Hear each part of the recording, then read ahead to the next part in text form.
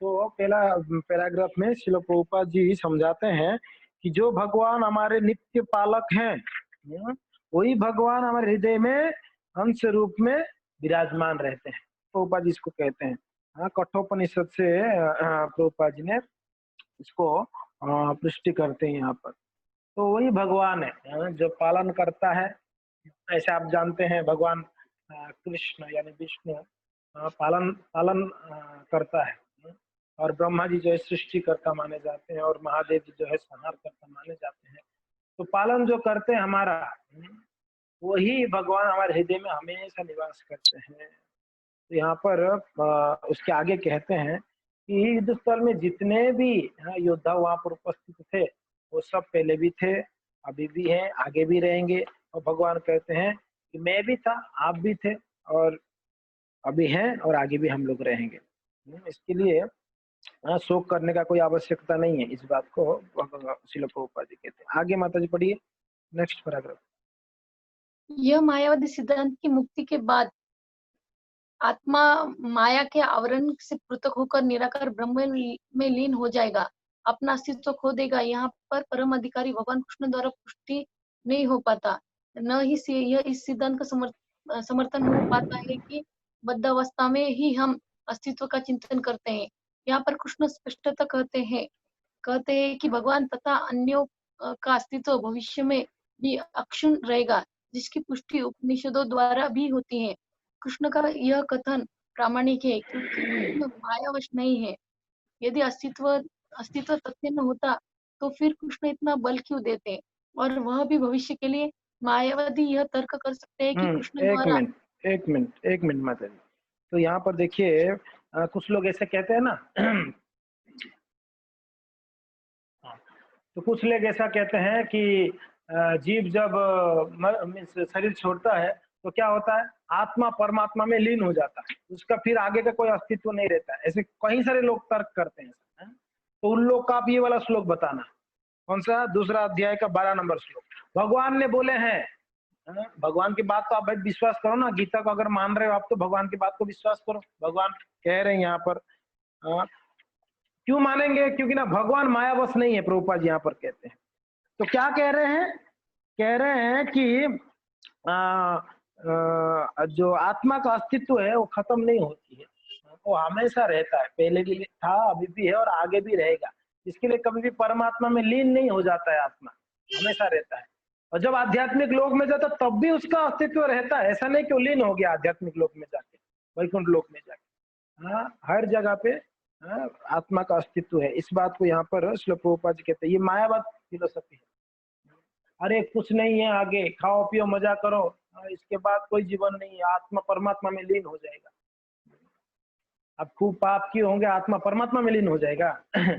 दंडे खाएंगे हम लोग नरक में जाकर, जमदंडे। तो ऐसी बात नहीं है। तो इसको यहाँ पर श्रील प्रभुपाद जी क्लियर करते हैं। जो भी तर्क करते हैं ना ऐसे कि भाई आत्मा परमात्मा में लीन हो जाता है, तो उनको ये वाला श्लोक बताना है। भगवान ने बोले हैं कि कभी भी आत्मा का अस्तित्व खत्म नहीं होती है।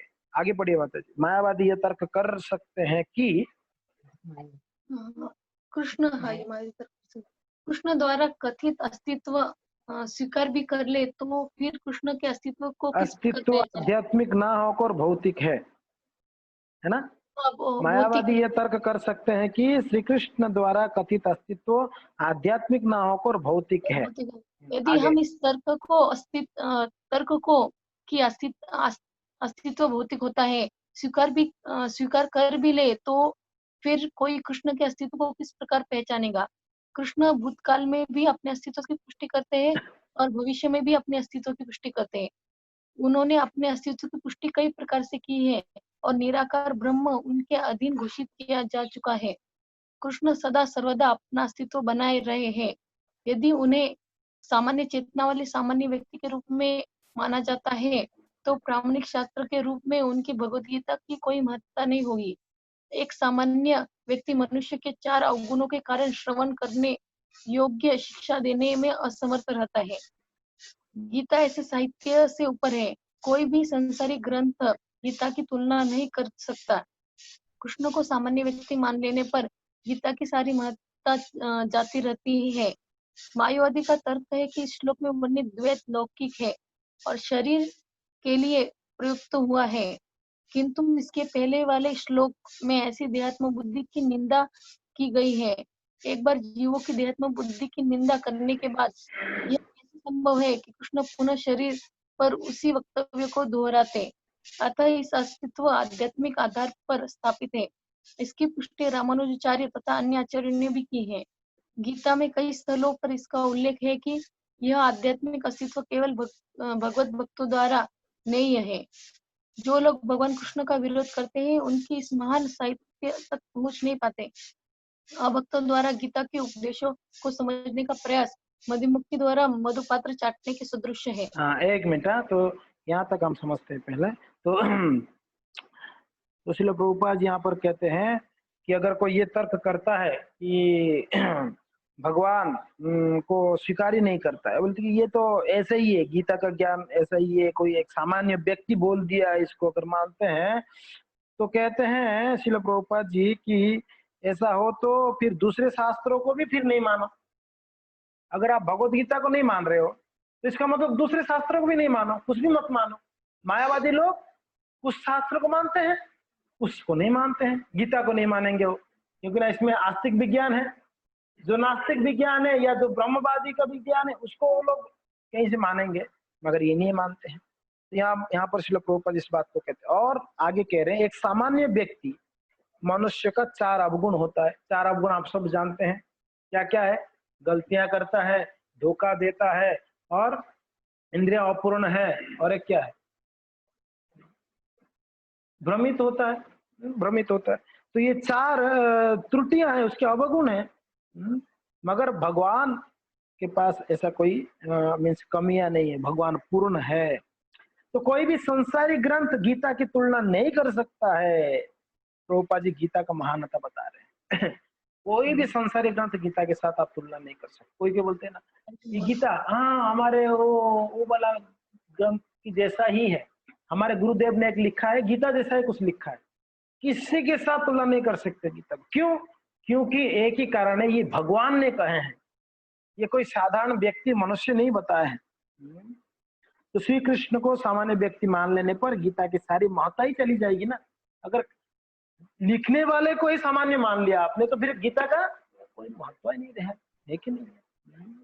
तो मायावादियों का तर्क है कि इस श्लोक में वर्णित द्वैत लौकिक है और शरीर के लिए प्रयुक्त हुआ है, किंतु इसके पहले वाले श्लोक में ऐसा अध्यात्म बुद्धि की निंदा की गई है। मायावादी लोग बोलेंगे ये शरीर के लिए बताया गया है या आत्मा के लिए नहीं, शरीर के लिए बताया गया, मगर ये इसके बारे में उसके पहले वाले श्लोक में प्रभुपाद जी कहते हैं कि इसका निंदा की गई।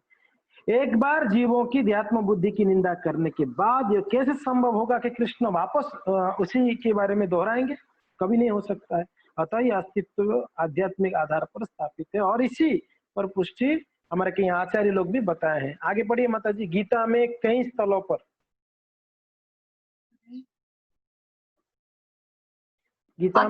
स्थलों पर इसका उल्लेख, यहाँ से पढ़िए। हाँ है कि यह आध्यात्मिक अस्तित्व केवल भगवत भक्तों द्वारा नहीं है। जो लोग भगवान कृष्ण का विरोध करते हैं उनकी इस महान साहित्य तक पहुंच नहीं हो पाती। जो भगवान को मानता नहीं है वो गीता को समझ नहीं पाएगा, ये क्लियरली बात है। जो भगवान को नहीं माना कृष्ण को, गीता को कभी नहीं समझ पाएगा, कितना भी रट ले, कितना भी वो पढ़ ले, नहीं समझ पाए। और सारे आचार्य को टीका पढ़ने के बाद भी नहीं समझ में आएगा, क्योंकि ना भगवान को स्वीकार ही नहीं किया भगवान के लिए। नेक्स्ट, अभक्तों द्वारा गीता के उपदेशों को समझने का प्रयास मधुमक्खी द्वारा मधुपात्र चाटने के सदृश है। अगर अभक्तों से अगर गीता समझना चाहते हो तो कैसा है? और कोई बोतल में अंदर हनी है, मधु है कि नहीं? मधु ही कहते हैं ना, मधु है, और बाहर से चाट रहे हैं तो क्या स्वाद आएगा? कितना कितना मिठास है। अरे मधु को अभी तक टेस्ट नहीं किया, मधु तो अंदर है, आप बाहर उसको चाट रहे हो बोतल के बाहर को। यस। पात्र को खोले बिना मधु को नहीं चखा जा सकता है। इसी प्रकार भगवद गीता का रहस्यवाद को केवल भक्त ही समझ सकते हैं, अन्य कोई नहीं। जैसे कि इसके 4th अध्याय में कहा गया है, नहीं गीता का स्पर्श ऐसे लोग कर पाते हैं जो भगवान के अस्तित्व का ही विरोध करते हैं। अतः मायावादी द्वारा गीता की व्याख्या मानो समग्र सत्य का सरासर भ्रामक निरूपण है। भगवान चैतन्य ने मायावादियों द्वारा की गई गीता की व्याख्या को पढ़ने का निषेध किया गया है और चेतावनी दी है कि जो कोई ऐसे मायावादी दर्शन को ग्रहण करता है वह गीता के वास्तविक रहस्य को समझ पाने में असमर्थ रहता है। हाँ, चैतन्य महाप्रभु बोले मायावादी भाष्य सुन ले होइब सर्वनाश, मायावादी भाष्य सुन ले होइब सर्वनाश, ये महाप्रभु ने बोले। इसलिए मायावादी भाष्य को कभी ना सुने।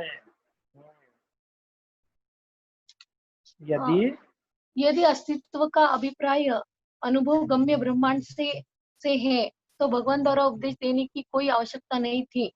आत्मा तथा परमात्मा का द्वैत शाश्वत तथ्य है। इसकी पुष्टि वेदों द्वारा होती है, जैसे कि ऊपर कहा जा चुका है। हाँ, तो यदि अस्तित्व का अभिप्राय अनुभव गम्य ब्रह्मांड से है तो श्री भगवान द्वारा उपदेश देने की कोई आवश्यकता ही नहीं थी। भगवान ने की इतना टाइम वेस्ट किए भगवान, इसका मतलब है ना। अगर अस्तित्व नहीं होता तो भगवान ने टाइम वेस्ट कर दिया इतना समय। आत्मा तथा परमात्मा का द्वैत शाश्वत तथ्य है और इसकी पुष्टि वेदों द्वारा होती है, जैसा कि वो ऊपर कहा जा चुका है। तो ये हर शास्त्रों में वेदों में ये वर्णन है कि आत्मा का और परमात्मा का दोनों का शाश्वत अस्तित्व रहता है।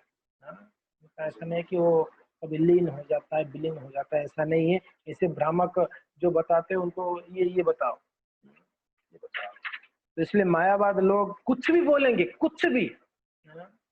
कोई लोग तो बोलते हैं कृष्ण अभी जेल में है, नरक में है, सॉरी नरक में है, कृष्ण नरक में है, हाँ वो बाहर निकलेंगे। कुछ लोग ऐसे कहते हैं। ये सब मायावादी फिलोसफी, मायावादी भाष्य, सब कुछ भी मन धड़न जो आते वो बोलेंगे।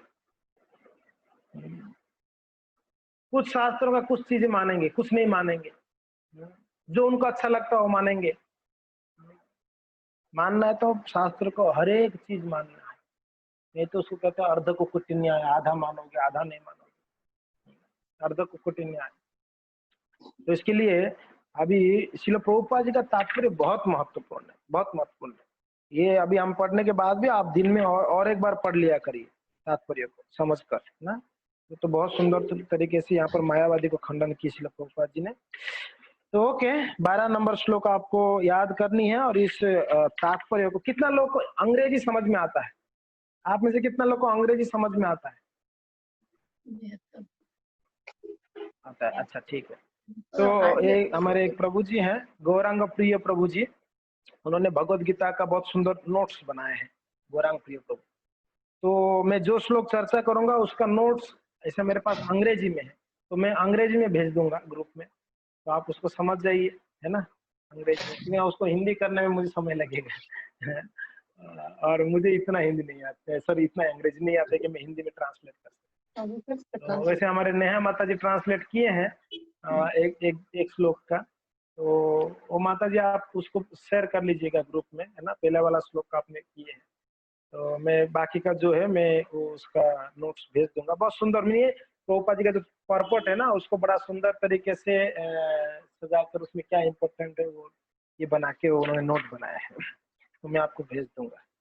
तो ठीक है, इसमें कोई जिज्ञासा शंका है किसी को इस श्लोक में? हाँ भावभक्ति में प्रभु जी, वो शून्यवाद, मायावाद, निर्विशेषवाद, वो सब एक ही है क्या अलग अलग है? एक ही कैटेगरी है कैटेगरी एक ही है। शून्यवाद यानी कुछ नहीं है, शून्य है कि नहीं है। मायावाद यानी भगवान माया में है, समझ में आया? ये सब एक्चुअली सारा मायावादी निराकारवादी ब्रह्मवादी ये सब मायावादी की कैटेगरी में ही आते हैं, अलग अलग प्रकार के। प्रभुपाद जी का प्रणाम मंत्र में है ना, क्या है? निर्विशेष शून्यवादी पाश्चात्य देश कार्य में, और ये पाश्चात्य देश में ये बहुत है। निर्विशेषवादी, शून्यवादी, ये सब मायावादी के ही सब अलग अलग कैटेगरी है ठीक है प्रभु जी, इन सब की क्या क्या ये रहती है ऐसे कोई सबकी अलग अलग संस्था रहती है, क्या रहता है इनका एक्चुअल सबका? हाँ, सब अपना अपना मन धड़न तरीके से संस्थाएं बना दिए हैं, उसका प्रचार भी करते हैं, भगवान का अस्तित्व नहीं है, भगवान निराकार है, भगवान ब्रह्म है, भगवान ये है, स्वीकार कर रहे हैं। अब देखो कई लोग हैं हाँ, वो क्या है, कुंवारी ब्रह्म, ब्रह्म कुंवारी कुछ है ना ऐसा, कुंवारी ब्रह्म वाले वो बताते हैं भगवान का कोई अस्तित्व, मगर वो गीता को मान रहे हैं। तो समझ में नहीं आ रहा है, भगवान का अस्तित्व को नहीं मान रहे आप लोग, गीता को कैसे मान रहे हैं? और उनका फिलोसफी आप सुनोगे ना, आपको इतना गुस्सा आएगा कि वहीं पर पटक पटक के पीटोगे आप, ऐसा आपको मीन्स इतना गुस्सा आएगा, मैं सच बोल रहा हूँ। उनका फिलोसफी आप सुनोगे तो आपको बहुत गुस्सा आएगा। बड़े कुछ भी बोल रहे हैं, कुछ भी एकदम बेकार है, एकदम बेकार। कब तो कहीं बोलेंगे भगवान है ही नहीं, कब बोलेंगे कि कृष्ण के अंदर भगवान रहते हैं, हाँ? हाँ, कुछ भी बोलते हो। तो ये सब अलग अलग प्रकार संस्था बना के बैठे हुए भगवान के अस्तित्व को, इसलिए हमारा प्रचार बहुत जोरदार होनी चाहिए। ऐसे जो प्रचार कर रहे हैं ना, उन लोग का मुंह तोड़ जवाब ये है कि जोरदार प्रचार करो तो लोग इसमें जुड़ेंगे, समझेंगे, तो वो उनका जो है फिलोसफी अपने आप ये हो जाएगा, कोई मानेंगे। प्रभु जी तो इस चीज का प्रचार करो। वो मायावती में आते हैं क्या, वो ब्रह्म कुमारी वाले? मायावादी, मायावादी मायावादी। और किसी को कुछ पूछना है? और किसी को कुछ पूछना है जी? हाथ उठा रहे हैं? नहीं। हाँ, राजकुमार प्रभु जी।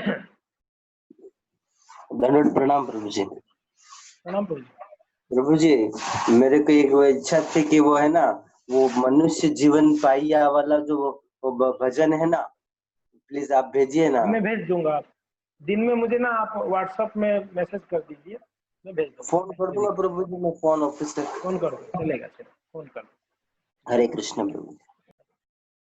ओके, ठीक है, धन्यवाद। तो ये श्लोक को याद भी कर लेनी है आपको, है ना? और इसका तात्पर्य को पढ़ के आप जो पढ़ाया जाता है उसको तात्पर्य पढ़ के नोट बना लीजिए आप उसी समय, मीन्स उसी दिन। तो क्या आपके लिए पेंडिंग नहीं रहेगा, तो कार्य को पेंडिंग मत रखिएगा। तो 108 दिन में हम 108 श्लोक समझ जाएंगे, ठीक है ना? Thank you. हरे कृष्णा। श्रील प्रभुपाद की जय। गौर भक्त